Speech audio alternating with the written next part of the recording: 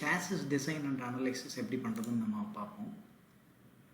So chassis structural analysis அப்படிங்கிறது எஃப்இஎல் எப்படி நம்ம சால்வ் பண்ணுறது அப்படிங்கிறத பற்றி இந்த வீடியோவில் பார்ப்போம். ஸோ இங்கே வந்து நிறைய அனலைசிஸ் டைப்ஸ் இருக்குது. இதில் வந்து பர்டிகுலராக ஸ்ட்ரக்சரல் அனலைசிஸ் மட்டும் நம்ம எடுத்துக்குவோம். ஸோ ஃபஸ்ட்டு இதை டபுள் கிளிக் பண்ணிக்கணும். ஸோ இதில் வந்து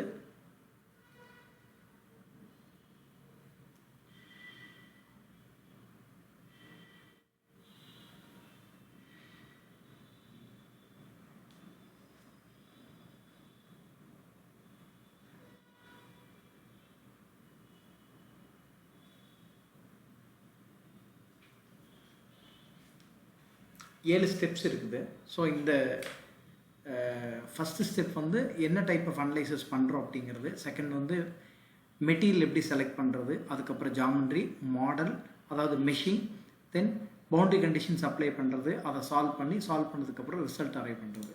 ஸோ மோஸ்ட்லி வந்து இந்த எஃப்இஎம் அனலைசிஸ் எல்லாமே வந்து ஃபெம் ஸ்ட்ரக்சர் அல்லது ஃபெம் அப்ரோச்சில் தான் இது சால்வ் ஆகும். மெயினாக வந்து 3 ஸ்டெப்ஸ் இருக்குது. ஒன்று வந்து ப்ரீ ப்ராசஸிங், இன்னொன்று solution and post processing. 3 type of step, 3 steps மூலமாக தான் இந்த ப்ராப்ளம் சால்வ் பண்ண முடியும். ஃபஸ்ட்டு வந்து இன்ஜினியரிங் டேட்டாவை டபுள் கிளிக் பண்ணிப்போம். ஸோ மெயினாக இது எதுக்கு யூஸ் ஆகுது அப்படின்னு கேட்டிங்கன்னா, என்ன டைப் ஆஃப் மெட்டீரியல் வந்து நம்ம அந்த ஸ்ட்ரக்சருக்கு கொடுக்க போகிறோம், என்ன டைப் ஆஃப் மெட்டீரியல் வந்து டிசைட் பண்ண போகிறோம் அப்படிங்கிறத செலக்ட் பண்ணணும். அது வந்து டிஃபால்ட்டாக இதில் செலக்ட் ஆகிருக்கிறது static structural material. So structural steel இதோட ப்ராப்பர்ட்டிஸ் எல்லாமே கொடுத்துருக்காங்க. மெயினாக என்னென்ன ப்ராப்பர்ட்டி நமக்கு இங்கே தேவைப்படும் அப்படின்னா, tensile yield strength, compressive yield strength, Poisson's ratio and Young's models.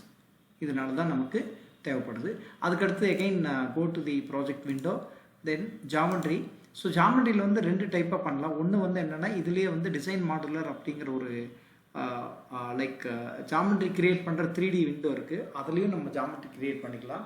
அல்லது ஏதாவது ஒரு கேட் சாஃப்ட்வேரில் வந்து ஜாமெண்ட்ரி ரெடி பண்ணிவிட்டு அதை ஐஜிஎஸ் ஃபைலாவோ ஸ்டெப் ஃபைலாவோ சேவ் பண்ணி வச்சுட்டு அதை இம்போர்ட் பண்ணிக்கலாம். இப்போ நான் என்ன பண்ணுறேன்னா, நியூ ஜாமெண்ட்ரி அப்படிங்கிற ஒரு ஆப்ஷன் கிளிக் பண்ணேன் அப்படின்னா, இதுக்கு பேர் வந்து டிசைன் மாடுலர் அப்படிங்கிற ஒரு ஒர்க்கிங் விண்டோ வந்து நமக்கு ஓப்பன் ஆகும். அந்த விண்டோவில் என்ன இருக்குது அப்படின்னு கேட்டிங்கன்னா, கேட் ஜாமெண்ட்ரியில் வந்து என்ன மாதிரி 3D ஆப்ஜெக்ட் வரைகிறோமோ அல்லது 2D ட்ராயிங்ஸ் வரைகிறோமோ அதே மாதிரி அந்த ஆப்ஷன்ஸ் எல்லாமே கொடுத்துருப்பாங்க. மோஸ்ட்லி இந்த ஃபீச்சர்ஸை யூஸ் பண்ணி நம்ம ஜாமெண்ட்ரி கிரியேட் பண்ணிக்கலாம். அல்லது நம்ம ஆல்ரெடி கேட் சாஃப்ட்வேரில் அந்த ஜாமெண்ட்ரி வந்து கிரியேட் பண்ணிவிட்டு ஐஜிஎஸ் ஃபைலாவோ ஸ்டெப் ஃபைலாவோ நம்ம இங்கே எடுத்துகிட்டு வந்துடலாம். So this is the window for design modular. இதில் வந்து இதெல்லாம் பேசிக் டூல்ஸு. இது வந்து ஸ்கெட்சிங் அண்ட் மாடலிங் யூஸ் பண்ணி ஜாமெண்ட்ரி கிரியேட் பண்ணுறதா இருந்தாலும் பண்ணலாம். அல்லது டைரெக்டாக போயிட்டு ஃபைல் இம்போர்ட் எக்ஸ்டர்னல் ஜாமெண்ட்ரி, அந்த இம்போர்ட் எக்ஸ்டர்னல் ஜாமெண்ட்ரியில் வந்து மேபி டெஸ்க்டாப்பில் வந்து நான் சாசிஸ் அப்படிங்கிற ஒரு ஐஎஸ் ஃபைல் ஆல்ரெடி கிரியேட் பண்ணி வச்சுருக்கேன். அதை ஜஸ்ட்டு ஓப்பன் பண்ணிடுறேன். ஓப்பன் பண்ணேன் அப்படின்னா இங்கே வந்து இம்போர்ட் ஆப்ஷன் கேட்கும். அந்த இம்போர்ட் ஆப்ஷனில் போய்ட்டு ஜஸ்ட் ரைட் கிளிக் பண்ணி ஜென்ரேட் கொடுத்தோம் அப்படின்னா ஆட்டோமேட்டிக்காக அந்த மாடல் வந்து நமக்கு இந்த ஒர்க்கிங் விண்டோவில் வந்து இம்போர்ட் ஆயிரும். ஸோ இதில் மெயினாக செக் பண்ண வேண்டிய விஷயம் அப்படின்னா, அதாவது ப்ராப்பராக அசம்பிள் ஆகிருக்கா அப்படிங்கிறத ஃபஸ்ட்டு நம்ம பார்க்கணும். அதுக்கு அடுத்து வந்து எல்லா பார்ட்டுமே வந்து கரெக்டாக இம்போர்ட் ஆகிருக்கா அப்படிங்கிறத என்ஷூர் பண்ணிக்கணும். எஸ், எல்லாமே இம்போர்ட் ஆகிருக்கு. You can check it here, like எவ்வளவு காம்பனண்ட் இங்கே இருக்குது அப்படிங்கிறது நம்ம இதில் என்ஷூர் பண்ணிக்கலாம். இதுக்கு அடுத்தது என்ன பண்ணணும்னா, எகைன் ப்ராஜெக்ட் விண்டோ போயிட்டு, ஸோ இப்போ இன்ஜினியரிங் டேட்டா முடிஞ்சு, ஜாமெண்ட்ரி முடிஞ்சுது. நெக்ஸ்ட் வந்து மாடல். ஸோ மாடல் என்ன பண்ணோம் அப்படின்னு கேட்டிங்கன்னா, மெஷி கிரியேட் பண்ணோம். ஸோ மெஷின் கிரியேட் பண்ணுறதுக்கு இதுவும் ஒரு டிஃப்ரெண்ட் மாடல். இன்னொரு மாடல் விண்டோ ஓப்பன் ஆகும். அந்த விண்டோ வந்து mainly for machine and analysis பர்பஸ்க்காக அதை யூஸ் பண்ண போகிறோம். இப்போ இதை எடிட் கொடுத்தோம் அப்படின்னா இன்னொரு விண்டோ ஓப்பன் ஆகும். இந்த விண்டோவில் வந்து ஆட்டோமேட்டிக்காக ஜாமெண்ட்ரி இம்போர்ட் ஆகிக்கும். அதோட கான்டாக்ட்ஸ் எல்லாம் வந்து ஆட்டோமேட்டிக்காக கனெக்ட் ஆகிக்கும். அப்புறம் வந்து மெஷிங் ஆப்ஷன் இது இருக்கும். எதை மெஷ் பண்ணோம் அப்படிங்கிறது இந்த இடத்துல நம்ம டிஃபைன் பண்ணி கொடுத்தோம் அப்படின்னா ஆட்டோமேட்டிக்காக அந்த டோட்டல் ஸ்ட்ரக்சர் வந்து மெஷ் ஆகிக்கும். ஸோ இதுதான் வந்து அனலைஸ் பண்ணக்கூடிய மெக்கானிக்கல் விண்டோ. அப்போ அந்த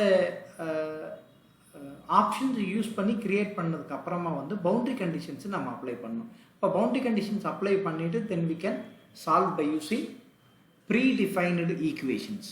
ஓகே, இந்த விண்டோ தான் ஓப்பன் ஆகிருக்கு. ஸோ இதில் பார்த்திங்கன்னா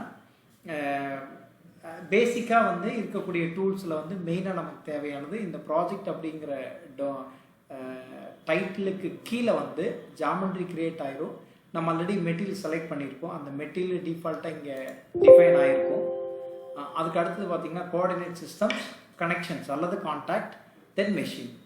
அப்போது இந்த ஜாமெண்ட்ரி போர்ஷன் வந்து லைக் இதை கிளிக் பண்ணிங்கன்னா இதெல்லாமே சாலிட் காம்பனண்ட்டு.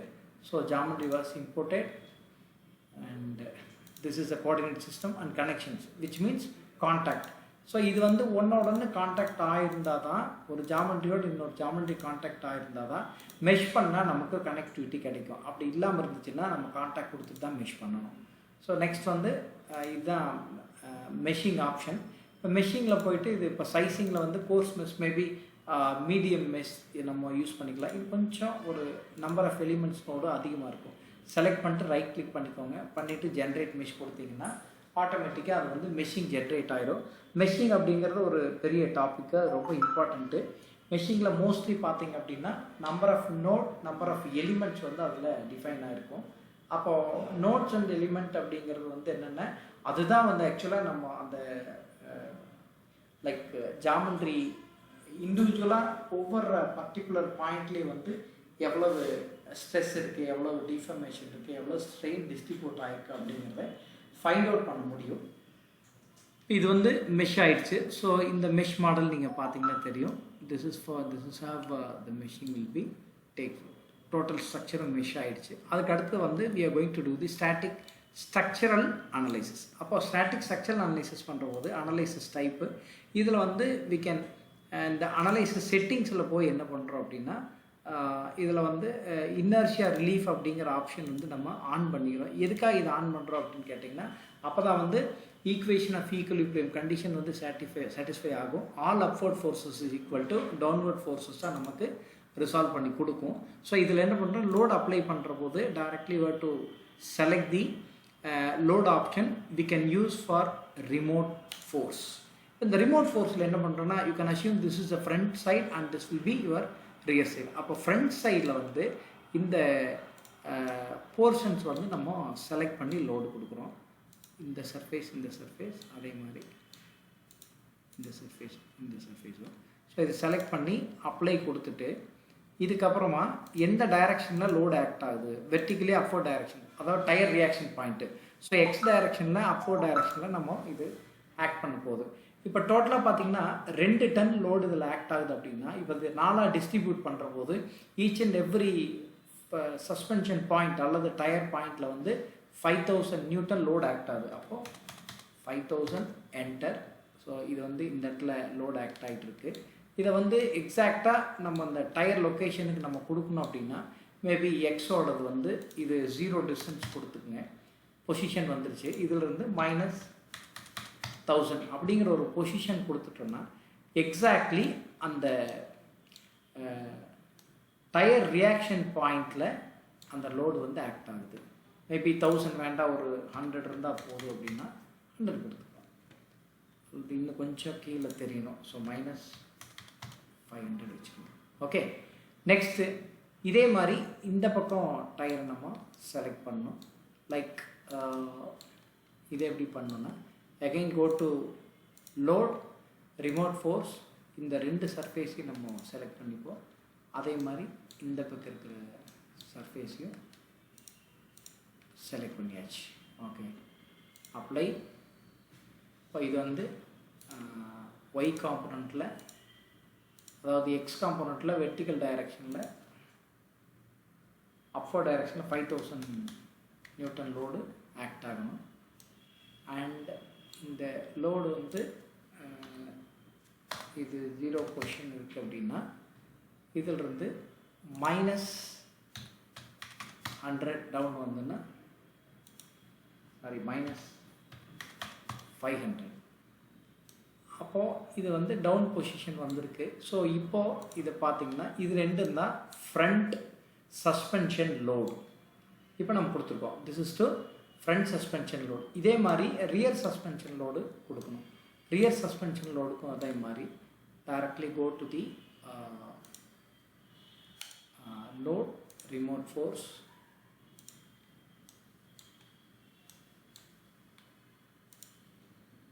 ரெண்டு சர்ஃபேஸும் செலக்ட் பண்ணிக்கணும்.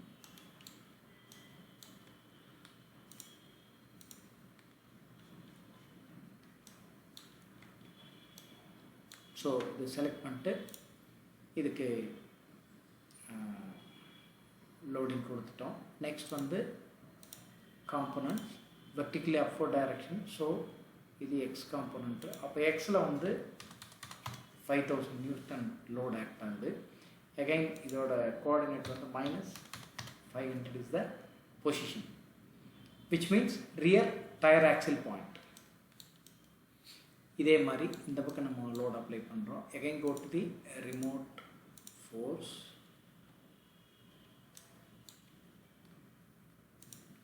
இந்த ரெண்டு சர்ஃபேஸ் செலக்ட் பண்ணிக்கலாம். Then these two surfaces apply, and here instead of vector we can change it into components. So x la vandu -500 and here the x component is this is -5000. So we have given the load conditions, and at the top of the chassis we have to apply total load. That also we can apply as a remote force. So this surface and this surface we can select it and go to apply, and here we can change it the components. So idu vandu -x direction la -20,000 we have to apply, and this is exactly at the mid of the chassis. So we can make it like 0. This is the coordinate, and we can make it upward around 500. Correct? So you just see that there are 4 reaction forces and 1 action force. So equal and opposite forces. So this particular place, it must be satisfying equation of equilibrium conditions. So இப்படி தான் loading conditions கொடுக்குறோம். இப்போ இது ஜென்ரலாக பார்த்தோம் அப்படின்னு கேட்டிங்கன்னா simply supported beam with point லோடோட கண்டிஷனில் இருக்கும்.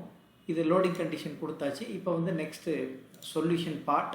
So the solution part equivalent stress, maximum principal stress, strain, deformation, directional deformation. So we have to find out everything, and you can see that from the model in the static structural analysis the loading idellame koduttom, but இந்த மாடலில் இருந்து இந்த remote force கொடுத்துருக்கிற வரைக்கும் இந்த ஸ்டேஜுக்கு பேர் pre processing. Solution அப்படிங்கிறது ப்ராசஸிங், போஸ்ட் ப்ராசஸிங் அப்படிங்கிறது இந்த ரிசல்ட்ஸ். இது வந்து ஃபைனல் ரிசல்ட்ஸ். ஸோ இப்போ நம்ம சால்வ் கொடுக்குறோம். ஸோ இது வந்து எப்படி சால்வ் ஆகும் அப்படின்னு கேட்டிங்கன்னா, ஃபஸ்ட்டு வந்து creating solver input file first step, preparing mathematical model and solving mathematical model அடுத்த ஸ்டெப் வரும். ஒன்ஸ் அது சால்வ் ஆனதுக்கப்புறமா வந்து evaluating all the results, solution வந்து நமக்கு அரைவ் ஆயிரும். அதை வந்து எல்லா ரிசல்ட்ஸையும் எவாலுவேட் பண்ணணும். So that is the final result we have achieve. That is the procedure actually.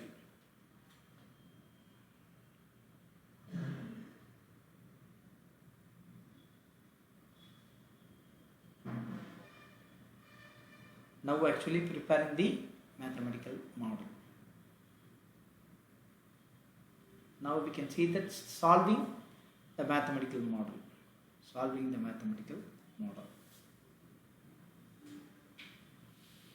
At the writing results files.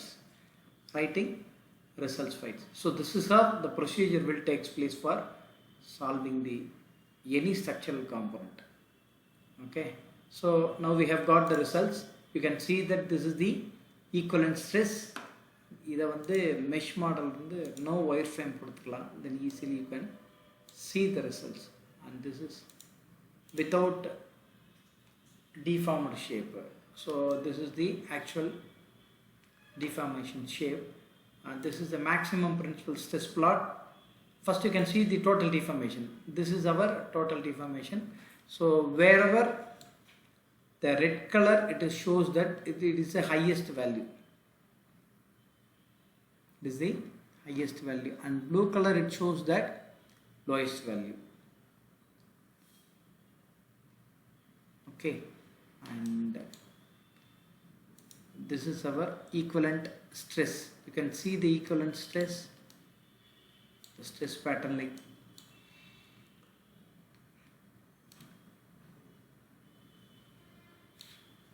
இப்போ இது வந்து டோட்டல் சாசி ஸ்ட்ரக்சரில் வந்து சஸ்பென்ஷன் மவுண்டிங் பாயிண்ட்டை தவிர மற்ற எல்லா இடத்துலையும் வந்து ஸ்ட்ரெஸ் வந்து ஈக்குவலாக டிஸ்ட்ரிபியூட் ஆகிருக்கு, ரைட். அதே டைரக்ஷனல் டிஃபார்மேஷனில் பார்த்தீங்கன்னா இது x direction deformation. In case y direction deformation வேணும் அப்படின்னா இதை செலக்ட் பண்ணிவிட்டு ரைட் கிளிக் பண்ணி எவால்வேட் ரிசல்ட்ஸ் கொடுத்தோம்னா நமக்கு ஒய் டைரக்ஷனல் deformation கிடைச்சிருச்சு. and we want to check the z directional deformation, so you just change it.